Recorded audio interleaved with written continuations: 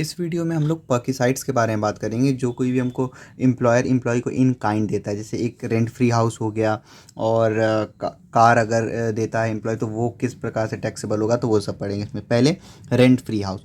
तो rent free house में दो कंडीशन है। एक तो government employ, non government employ दोनों ही रेंट फ्री हाउस कई बार प्रोवाइड करते हैं, तो उसमें कोई कंडीशन होती है। तो एक तो गवर्नमेंट एम्प्लॉय में एक कंडीशन है, नॉन गवर्नमेंट एम्प्लॉय में भी दो कंडीशन है। पहले गवर्नमेंट एम्प्लॉय देख लेते हैं। गवर्नमेंट एम्प्लॉय अगर क्वेश्चन में मेंशन है कि वो हैं, तो ये आप फॉर्मूला लगाओगे। सबसे पहले licence fee determined by government, जितना भी उसका फ़ी गवर्नमेंट ने एक रख रखा है तो वो ले लेंगे। उसमें ऐड कर देंगे 10% कॉस्ट ऑफ फर्नीचर। जो भी फर्नीचर मिला होगा उसका 10% कॉस्ट, या फिर फुल हायर वैल्यू। अगर फर्नीचर को हायर किया गया है तो फिर जितना भी हायर वैल्यू है वो यहाँ पे प्लस कर देंगे। फिर एक अमाउंट आ जाएगा, फिर उसमें से लेस कर देंगे if any amount paid by employ. अगर एम्प्लॉय कोई अमाउंट पे कर रहा है उसमें से, तो फिर वो लेस कर देंगे, आ जाएगा taxable value of rent free house. ये है गवर्नमेंट एम्प्लॉय के केस में। नॉन गवर्नमेंट एम्प्लॉय भी देख लेते हैं, फिर ये बहुत ईजी तरीके से याद हो जाएगा।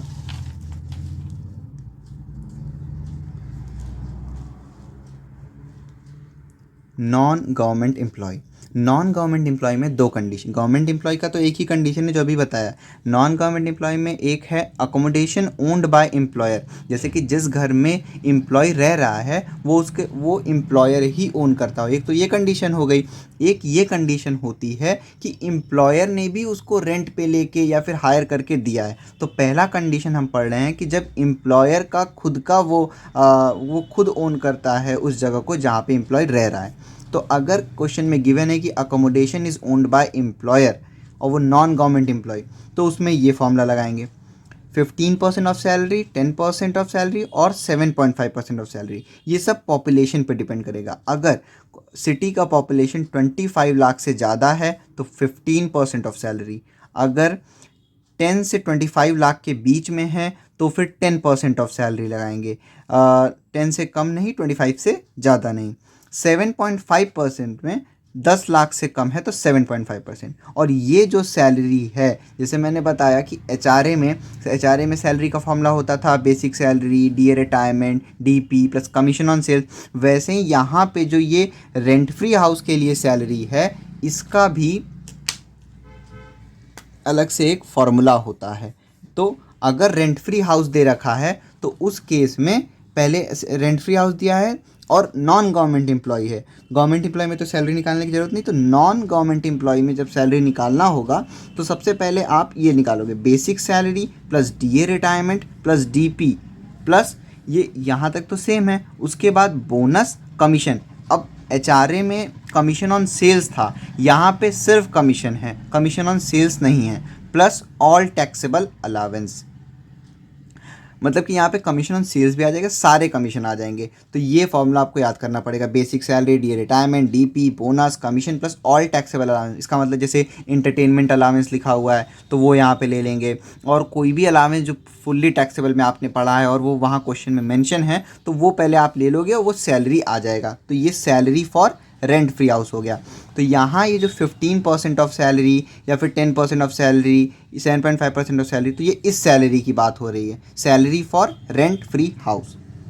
जब बेसिक सैलरी फॉर्मेट के लिए निकालोगे वहाँ तो बस जो मंथली दिया है उसको ईयरली से इंटू कर दोगे, लेकिन रेंट फ्री हाउस के लिए ये फॉर्मूला पहले ये। तो पहले सैलरी आ जाएगा, फिर उसके बाद पॉपुलेशन के बेसिस पे ये, उसके बाद ऐड सेम जो गवर्नमेंट एम्प्लॉय में था, 10% कॉस्ट ऑफ फर्नीचर अगर फर्नीचर गिवन है तो, और फुल हायर वैल्यू अगर फर्नीचर को हायर किया गया है तो जितना भी उसका वैल्यू है वो पूरा ऐड कर देंगे। जो अमाउंट आ गया वही टैक्सेबल हो जाएगा। नहीं तो अगर कोई अमाउंट एम्प्लॉय भी पे किया है किसी भी चीज़ का तो फिर वो भी लेस कर देंगे, तो taxable value of rent free house हो जाएगा।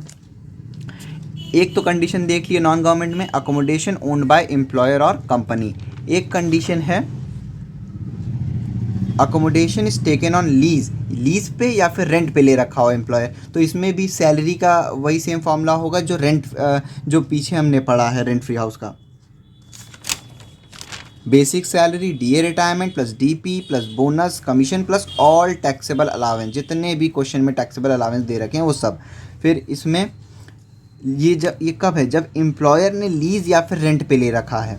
तो उसमें सबसे पहले हम लिखेंगे amount of rent paid by employer. भाई एम्प्लॉयर ने रेंट पे लिया है तो एम्प्लॉयर कुछ रेंट पे कर रहा होगा, वो लिख लेंगे। और 15% ऑफ सैलरी, मतलब इस वाले सैलरी का 15%।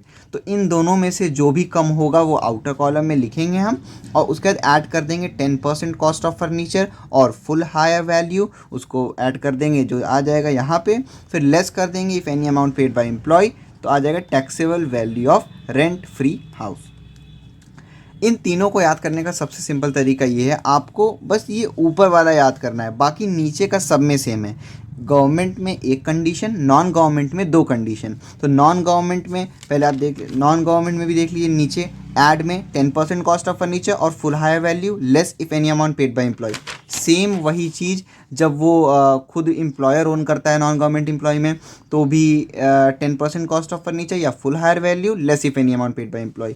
और सेम वही चीज़ गवर्नमेंट में, एट 10% कॉस्ट ऑफ फर्नीचर और फुल हायर वैल्यू और less if any amount paid by employ. तो बस हमको ध्यान रखना है, गवर्नमेंट एम्प्लॉय है तो ऊपर ले लेंगे licence fee determined by government, जो गवर्नमेंट ने डिटरमाइंड किया है उस घर के लिए।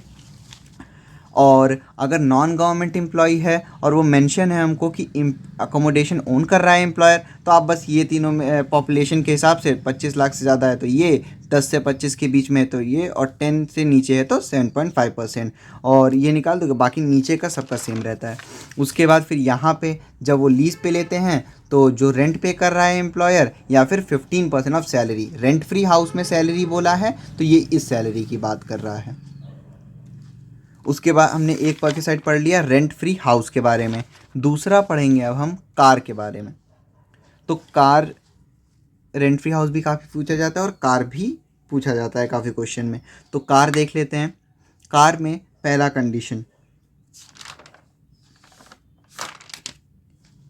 कार ओन्ड और हायर्ड बाय द एम्प्लॉयर, मतलब कि जो कार एम्प्लॉय यूज़ कर रहा है वो कार जो है वो एम्प्लॉयर की खुद की कार हो, कंपनी के नाम पे या उसके नाम पे, और उसने अपने एम्प्लॉय को दे रखा हो। तो कार अगर एम्प्लॉयर की है तो उसमें 3 कंडीशन, एक ऑफिस यूज़, एक पर्सनल यूज़ और एक दोनों ऑफिस और पर्सनल यूज़ के लिए। भाई अगर वो कार एम्प्लॉयर की है और उसने एम्प्लॉय को दे रखा है तो ऑफिस यूज़ के लिए टैक्सेबल वैल्यू नील, प्राइवेट पर्पज़ के लिए केवल एम्प्लॉय यूज़ कर रहा है और एम्प्लॉयर ने गाड़ी दे रखा है तो उसका एक फार्मूला होता है, actual expenses on running and maintenance. Running and maintenance में जितना भी खर्चा है वो सीधे आउटर कॉलम पे। फिर उसमें ऐड कर देंगे अगर ड्राइवर को कोई रेम्यूनरेशन पे हुआ है तो उसमें ऐड कर देंगे जो एक्चुअल कॉस्ट है कार की उसका 10% डेप्रिसिएशन, फिर एक अमाउंट आ जाएगा, फिर लेस कर देंगे if any amount charge from employ, फिर टैक्सेबल वैल्यू आ जाएगी। ये प्राइवेट पर्पज़ के केस में। तीसरा यूज़ जो है वो थोड़ा इम्पॉर्टेंट है और पूछा भी जाता है ज़्यादातर, both office and personal use. जब बोथ यूज़ की बात हो रही होगी तो बोथ यूज़ में 2 कंडीशन है। एक कंडीशन तो ये है owned by employer and expenses by employer, मतलब कि कार भी एम्प्लॉयर की, और जो भी उस कार को चलाने में कोई भी एक्सपेंसेस आ रहा हो तो वो भी एम्प्लॉयर बेयर कर रहा हो। और एक कंडीशन ये कि कार तो एम्प्लॉयर की ही है लेकिन एक्सपेंसेस एम्प्लॉय खर्च उठा रहा होगा। तो पहले देख लेते हैं ओन्ड बाय एम्प्लॉयर, मतलब कि एम्प्लॉयर की कार है और एक्सपेंसेस भी एम्प्लॉयर उठा रहा है। तो सिंपल सी बात है, क्वेश्चन में अगर आपको ये दिख जाए कि एम्प्लॉयर की कार और एक्सपेंसेस भी बेयर कर रहा है एम्प्लॉयर, तो बिग कार के लिए 2400 rupees per month, small car के लिए 1800 पर मंथ, अगर ड्राइवर भी प्रोवाइड हुआ है उनको तो 900 पर मंथ ले लेंगे हम। उसके बाद यहाँ पे लिखा हुआ है 1.6 लीटर है तो फिर वो बिग कार, और अप टू 1.6 लीटर है तो वो स्मॉल कार। तो बिग कार के लिए 2400 पर मंथ, स्मॉल कार के लिए 1800 पर मंथ और ड्राइवर के लिए 900 पर मंथ। उसके बाद कार ओन कर रहा है एम्प्लॉयर लेकिन एक्सपेंसेस एम्प्लॉय बेयर करता है, तो बिग कार के लिए 900, स्मॉल कार के लिए 600 पर मंथ और ड्राइवर के लिए 900। ड्राइवर के लिए दोनों ही कंडीशन में 900 पर मंथ फिक्स है अगर ड्राइवर गिवन है तो साथ में, नहीं तो सिर्फ बिग कार स्मॉल कार। तो बस आपको इतना याद करना है कि एक्सपेंसेस एम्प्लॉय, तो भाई एम्प्लॉय जब यूज़ करेगा तो फिर कम अमाउंट टैक्सेबल होगा तो 900 पर मंथ और 600 पर मंथ, और वही चीज़ जब एम्प्लॉयर की गाड़ी और एम्प्लॉयरी एक्सपेंसेस बियर कर रहा है तो 2400 पर मंथ और 1800 पर मंथ।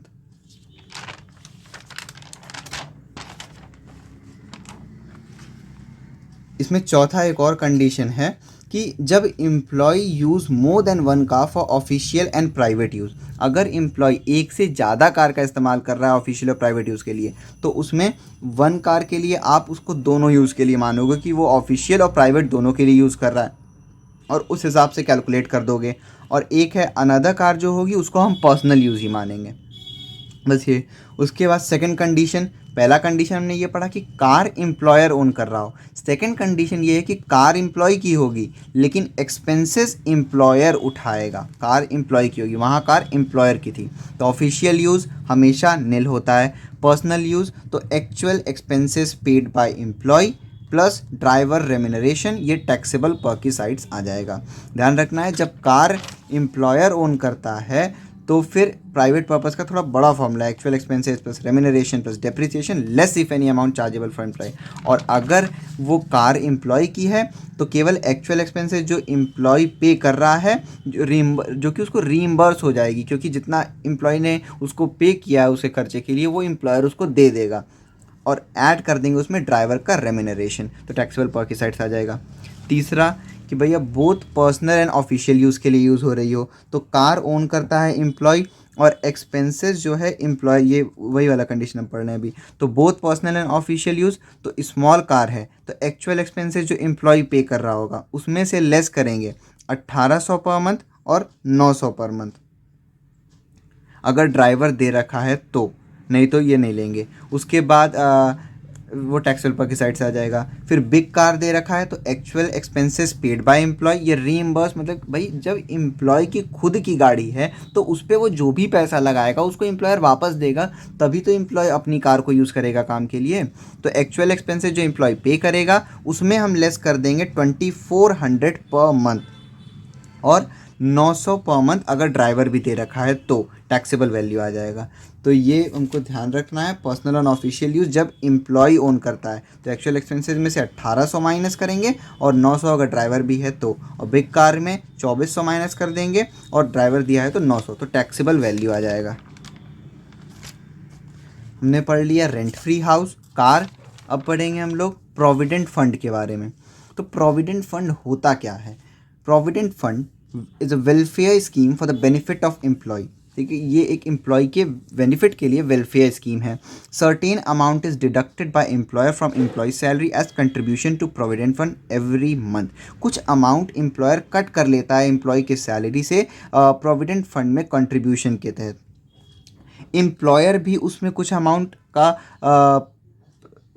परसेंटेज कंट्रीब्यूट करता है। फिर ये अमाउंट को कहीं डिपॉजिट कर दिया जाता है या इन्वेस्ट कर दिया जाता है। Interest earn on these investment is also credited to provident fund account of the employ. जो इस इन्वेस्टमेंट पे इंटरेस्ट आएगा वो भी प्रोविडेंट फंड के अकाउंट में डाल दिया जाता है अलॉन्ग विथ इंटरेस्ट। मतलब भाई जितना अमाउंट इसमें एम्प्लॉय को दिया गया इंटरेस्ट के साथ रिटायरमेंट के समय मिल जाता है। तो 4 तरीके के प्रोविडेंट फंड होते हैं। एक recognised provident fund, second unrecognised provident fund, third statutory provident fund, public provident fund. अगर आपको स्टैट्यूटरी प्रोविडेंट फंड मिल रहा है या पब्लिक प्रोविडेंट फंड तो ये तो आप एकदम छोड़ देना है इसको। रिकॉग्नाइज्ड प्रोविडेंट फंड और अनरिकॉग्नाइज्ड प्रोविडेंट फंड दिया हुआ है तो इसमें आपको कुछ करना पड़ता है, उसके बाद टैक्सेबल वैल्यू निकलता है। और हमने जब फॉर्मेट बनाया था तो उसमें हमने पढ़ा था कि रिकॉग्नाइज्ड प्रोविडेंट फंड, हमने यहाँ पढ़ा था employees contribution recognise provident fund में in excess of 12% of salary. तो ये जो सैलरी है ये बेसिक सैलरी की बात नहीं कर रहा है। जैसे मैंने बताया कि रेंट फ्री जितने भी पर के साइड्स हैं उन सब में अगर सैलरी की बात हो रही तो उसका एक फार्मूला होगा। जैसे HRA की एक सैलरी का फार्मूला था, रेंट फ्री हाउस का फार्मूला था, तो वैसे ही रिकॉग्नाइज प्रोविडेंट फंड में भी होगा। तो अगर एम्प्लॉयर ने जो कंट्रीब्यूशन किया है वो सैलरी के 12% से ज़्यादा है तो फिर वो यहाँ पे टैक्सेबल होता है। 12% तक है तो फिर वो टैक्सेबल नहीं होगा। वैसे ही इंटरेस्ट RPF पे अगर 9.5% तक मिल रहा है तो वो टैक्सेबल नहीं होगा, उससे ज़्यादा जितना होगा बस वो टैक्सेबल हो जाएगा। तो अब देखते हैं रिकॉग्नाइज प्रोविडेंट फंड में। तो पहली बात सैलरी देख लेते हैं कैसे निकलेगा रिकॉग्नाइज प्रोविडेंट फंड में। तो basic salary plus DA retirement plus DP plus commission on sales. तो रिकॉग्नाइज प्रोविडेंट फंड में और हाउस रेंट अलावेंस में दोनों में सेम फार्मूला है, basic salary DA retirement plus DP यानी कि dearness pay plus commission on sales, बस रेंट फ्री हाउस का अलग फॉर्मूला है, तो वो याद करना पड़ेगा। फिर रिकॉग्नाइज प्रोविडेंट फंड में जैसे कि employer contribution to RPF, employ contribution जो भी होता है, मतलब कि एम्प्लॉय ने आरपीएफ में जितना पैसा दिया है तो वो उसको तो लेना ही नहीं है हमको, उसको वो एग्जेम्प्ट होता है। तो एम्प्लॉयर ने जो कंट्रीब्यूशन किया वो हम यहाँ लिख देंगे, उसमें से लेस करेंगे 12% ऑफ सैलरी, ये जो सैलरी है इसका 12% लेस कर देंगे और टैक्सेबल वैल्यू आ जाएगा हमारे पास। फिर इंटरेस्ट का देख लें तो इंटरेस्ट ऑफ आरपीएफ जितना मिला है, अगर 9.5% बोला है तो ठीक है, लेकिन 9.5% से ज़्यादा है अगर इन एक्सेस ऑफ 9.5%, जैसे कि 10%, 10.5%, तो वो उतना एग्जेम्प्ट हो जाएगा। जैसे कि अगर 10% दे रखा है तो 9.5% तक तो एग्जेम्प्ट होता है, तो 0.5% बस यहाँ पे टैक्सेबल होगा। तो कोई भी इंटरेस्ट दे रखा है उसको उसमें से आप 9.5% इंटरेस्ट सब्ट्रैक्ट कर दोगे तो सीधे आपका टैक्सेबल वैल्यू निकल जाएगा। Lump sum received at time of retirement, अगर क्वेश्चन में गिवन है कि रिकॉग्नाइज प्रोविडेंट फंड इनको रिटायरमेंट के समय पे मिला है तो उसको लेना ही नहीं है, फुल्ली एग्जेम्प्ट होता है। बस जो एम्प्लॉयर कंट्रीब्यूशन हो रहा है वो उसमें से 12% सैलरी माइनस कर देंगे और इंटरेस्ट ऑफ आरपीएफ जो दे रखा है उसमें से 9.5% माइनस कर देंगे, बाकी सब टैक्सेबल होगा। अनरिकॉग्नाइज प्रोविडेंट फंड में एम्प्लॉयर कंट्रीब्यूशन और इंटरेस्ट तो फुल्ली एग्जेम्प्ट होगा, बस जो lump sum amount received at time of retirement है तो हाफ अमाउंट टैक्सेबल होगा। तो रिकॉग्नाइज प्रोविडेंट फंड और अनरिकॉग्नाइज प्रोविडेंट फंड में बस इतने का फ़र्क है कि रिकॉग्नाइज प्रोविडेंट फंड में एम्प्लॉय कंट्रीब्यूशन और इंटरेस्ट निकालते हैं, इसमें 12% तक एग्जेम्प्ट और इसमें 9.5% तक एग्जेम्प्ट। और अनरिकॉग्नाइज प्रोविडेंट फंड में एम्प्लॉयर कंट्रीब्यूशन इंटरेस्ट नहीं लेंगे, लमसम अमाउंट रिटायरमेंट के समय पे तो जितना भी प्रोविडेंट फंड करेगा उसका हाफ अमाउंट टैक्सेबल हो जाएगा और यहाँ पे फुल्ली एग्जेम्प्ट हो जाता है रिकॉग्नाइज प्रोविडेंट फंड में।